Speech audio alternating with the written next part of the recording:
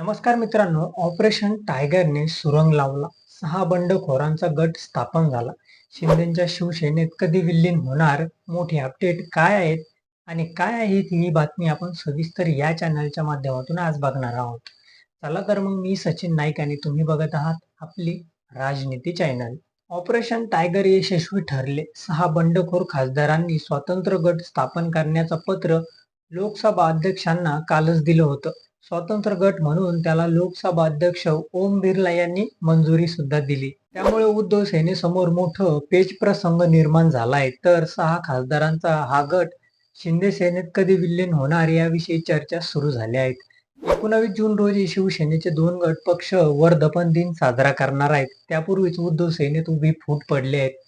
त्यामुळे 2 दिवसांनी हा गट शिंदे सेनेत विलीन होणार का याकडे सर्वांचं लक्ष लागलेलं आहे. ठाकरे गटाचे एकूण 9 खासदार आहेत. त्यापैकी 5 ते 6 खासदार फुटल्यात. पक्ष अंतर्गत बंदी कायद्यानुसार 2/3 संख्याबळाच्या अटीची पूर्तता होत असल्याचं हे खासदार स्वतंत्र गट स्थापन करू शकतील. दरम्यान उंबाठ्याचे 6 खासदार फुटले.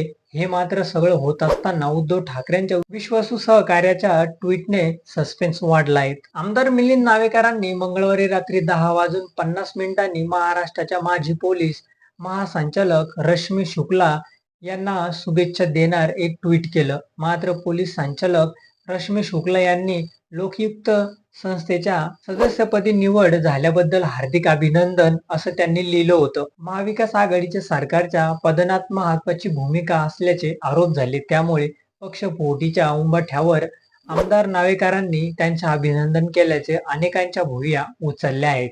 आपला पक्ष दुसऱ्यांदा फुटीच्या उंबाठ्यावर असताना पक्ष नेतृत्वाचा आधार घ्यायचा सोडून मिलिंद नावेकर, रश्मी शुक्ला यांचं लोकयुक्त कार्यालयात सदस्यपदी नेमणूक झाल्याबद्दल अभिनंदन करतात.